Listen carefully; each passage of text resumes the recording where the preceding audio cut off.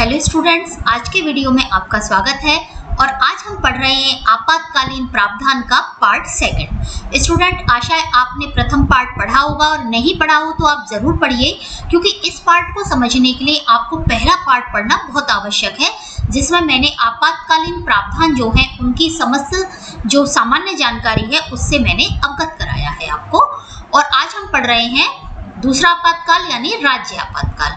तो प्रत्येक देश में सेंट्रल गवर्नमेंट, जहां भी संघात्मक शासन है, उसकी ये जिम्मेदारी होती है कि वह ये देखे कि राज्य का जो शासन है, जो प्रशासन है, वो संविधान के अनुकूल चल रहा है या नहीं चल रहा।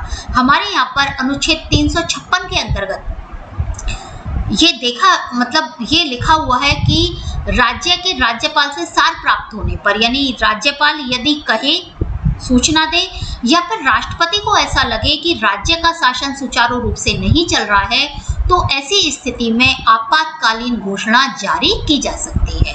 और इस घोषणा में विधायी तंत्र के टूटने या पतन के कारण एक घोषणा कहा जाता है कि विधायी तंत्र नहीं चल रहा है, विधायी तंत्र असफल हो गया, तो आपातकाल लगाया जा रहा है। और इस आपातकालीन स्थिति में क्या प्रभाव होते हैं कि जो विधायी शक्ति है वो संसद के हाथ में आ जाती है, यानी राज्य सूची के विषयों पर संसद कानून बना सकती है। इसके अलावा राज्य सरकार की कोई भी जिम्मेदारी किसी भी प्रकार की, सिर्फ न्यायिक जिम्मेदारियों को छोड़कर, क्योंकि न्यायपालिका इन सबसे पृथक रहती है, न्यायपालिका को हमारे यहाँ स्वतंत्र और निष्पक्ष बनाने का प्रयास किया गया है, इसलिए राज्य सरकार अन्य सभी आदेशों को लागू कर सकती है, अन्य सभी प्रावधानों को काम में ले सकती है, और इसके लिए जो भी उसको आवश्यक हो वो नियम भी बना सकती है। और राष्ट्रपति को उच्च न्यायालय संबंधित किसी भी वैधानिक दायित्व को मानने या समाप्त करने की अनुमति नहीं है, यानी उच्च न्यायालय से संबंधित वो कोई कार्य नहीं करेगा।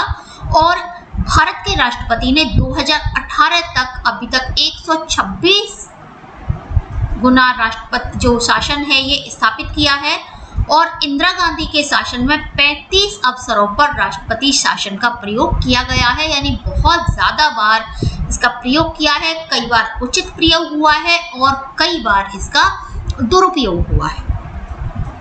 अब है कि राज्य का आपातकाल कैसे लगाया जाता है। देखिए, आपने सेंट्रल गवर्नमेंट का पढ़ा होगा, उसी तरह से है बिल्कुल। राष्ट्रीय आपातकाल जैसे लगाया जाता है, लगभग राज्य आपातकाल भी उसी प्रकार से लगाया जाता है। तो संसद के दोनों सदनों के समक्ष अनुमोदन के लिए ये भेजा जाता है। जैसे राष्ट्रीय आपातकाल होता है, राष्ट्रीय आपातकाल कैबिनेट की लिखित प्रार्थना पर होता है। ये भी राज्य की से सार प्राप्त करने पर या स्थितियों को देखते हुए होता है, और 2 माह के अंतर्गत इसकी अनुमति मिल जानी चाहिए, अन्यथा ये घोषणा बंद हो जाएगी। और 2 माह के अंतर्गत ये जो प्रस्ताव है वो दोनों सदनों से पारित हो जाना चाहिए। लोकसभा के पहले सत्र की तिथि पर इसकी बहाली के 30वें दिन तक ये लागू हो जाना चाहिए, अन्यथा ये प्रस्ताव समाप्त हो जाएगा। इस प्रकार की जो अधिकृत घोषणा है वो 6 महीने के 6 महीने एक बार चलती है, 6 महीने का चक्र होता है, जैसे मैंने राष्ट्रीय आपातकाल में बताया। और यदि 6 महीने के बाद में फिर प्रस्ताव पारित हो जाता है तो आगे इसको 3 साल तक ले जाया जा सकता है, अन्यथा ये पहले ही निरस्त हो जाएगी। 44वें संशोधन के बाद में ये कर दिया कि जो 356 के तहत है वो 1 वर्ष के बाद घोषणा की जो सीमा है वहां तक इसको सीमित कर दिया गया है। अब है कि इसकी प्रक्रिया क्या है रद्द करने की। ठीक है, 356 के अंतर्गत जो उद्घोषणा है उसको निरस्त किया जा सकता है या बदला जा सकता है। तो इसके कुछ स्थितियां दे रखी हैं। 2 महीने के भीतर संसद के दोनों सदनों के समक्ष स्वीकार यदि नहीं किया जाता है तो यह 2 महीने के अंतर्गत ही बंद हो जाएगा, यानी 2 महीने तक तो ये चलेगा ही बिना इनकी सहमति के। और यदि 2 महीने के अंदर सदन की सहमति प्राप्त नहीं होती है, ठीक है, तो रद्द होता ही है। इसके अलावा रद्द घोषणा की तारीख से 6 महीने के बाद, ठीक है, इसके अपनाने के बाद में ये प्रस्ताव रद्द हो जाता है। एक बार 6 महीने तक ये प्रस्ताव चलता है।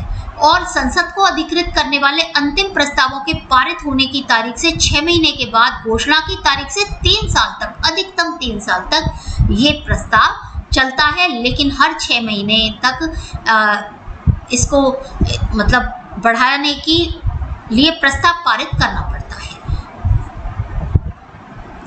और यदि 1 साल के बाद तक इसको बढ़ाना है, यानी अब जो प्रावधान है 44वें संशोधन के बाद इसमें थोड़ा चेंज हुआ है, तो ऐसी स्थिति में तब ये हो सकता है जब भी कोई वैश्विक आपदा मौजूद हो या चुनाव आयोग ये कहे कि चुनाव नहीं करा सकते, तो ये जो आपदा है राष्ट्रीय आपातकाल है वो 1 साल के बाद में बढ़ सकता है, अन्यथा ये 1 साल में ही खत्म करना पड़ेगा।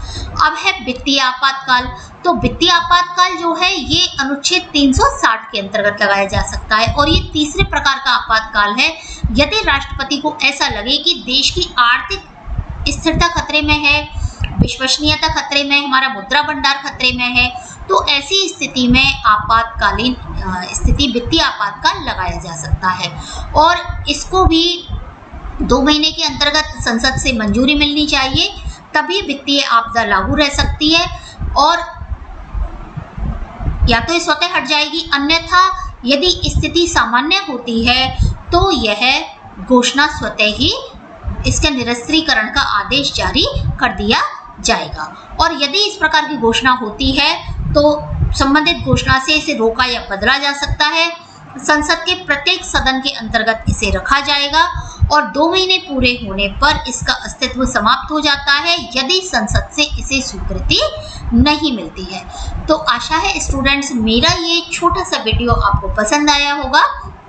इसमें मैंने दोनों आपातकाल के बारे में थोड़ा थोड़ा बताया है।